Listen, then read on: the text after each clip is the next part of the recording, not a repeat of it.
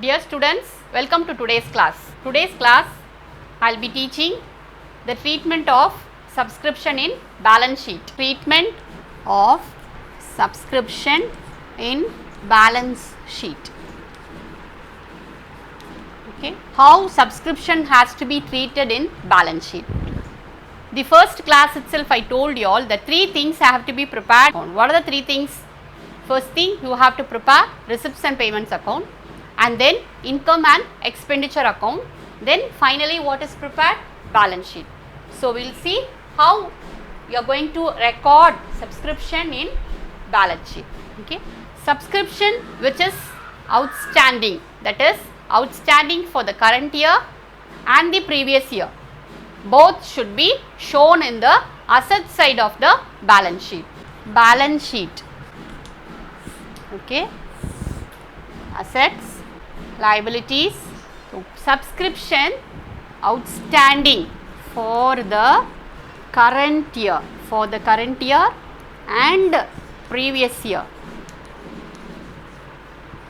both should be shown here. Is it clear? What is the meaning of outstanding? It is not yet received. Okay, it's an income. Subscription is an income. So, any income which is outstanding, it means an income which is not received. What are the things you have to do? Subscription outstanding for the current year and previous year, both should be shown on the asset side. Why I am showing it on the asset side? Because it is an income. Any income outstanding should be shown on the asset side of the balance sheet. Okay. Same thing when you receive in advance. Subscription is an income. Any income or subscription received in advance, it is not for the current year. So, what you have to do? We have to show it in the liability side. Okay. So, you have to write like this: subscription received in advance. Is it clear? So, this is the main thing you have to keep in mind, and this is the treatment of subscription in balance sheet. Subscription is an income. If it is an outstanding income for the current year and previous year, it has to be shown on the asset side, and if it is an income which is received in advance, that should be shown on the liability side. Okay. So, we will do one sum. So, I will teach you how it will be shown in the income and expenditure and how it will be shown in the balance sheet, then you can understand clearly. Okay. So, we will move on to the sum now. So, look on to the screen, page number 74, question number 9. Watch the screen, I will read the question, understand the question, then we will do the sums. How the following items will appear in the final accounts of a club for the year ending 31st March 2019. Receipts and payments account for the year ended 31st March 2019. Receipts to subscription 2017 to 18, 10,000, 18 to 19, 50,000, 2019 to 2020, 5,000. So, totally received is 65,000. There are 200 members in the club, each paying an annual subscription of rupees 400 per annum. Subscription still outstanding for the year 2017-18 is rupees 2,000. Okay. Now, question number 9. Okay. In the additional information, it is given that 200 members are there in the club, each paying rupees 400. First, I will show you the calculation. 200 members, one member is paying 400 rupees. So, each is paying 400. So, totally how much is the subscription? 80,000. 80,000 is the subscription.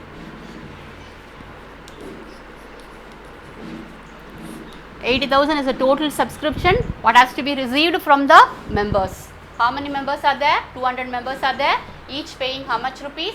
400 rupees. Okay. So, total is 80,000.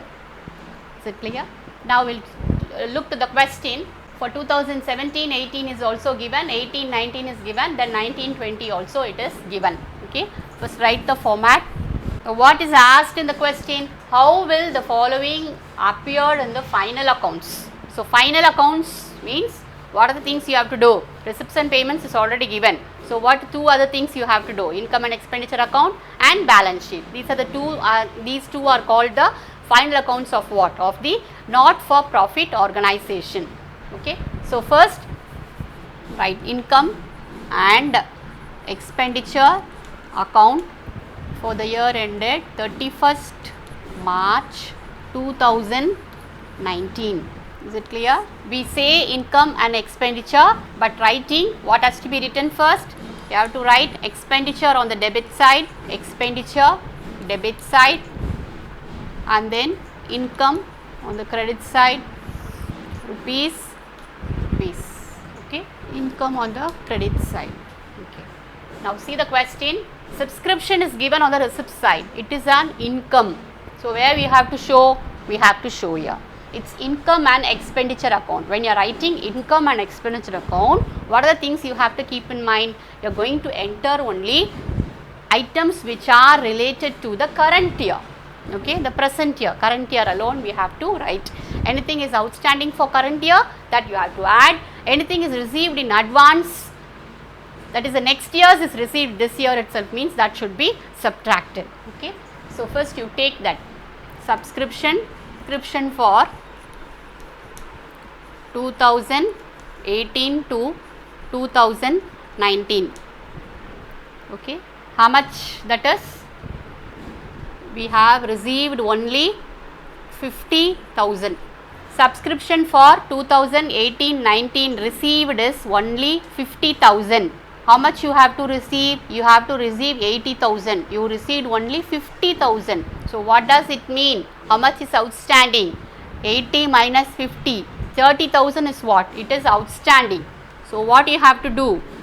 You have to add outstanding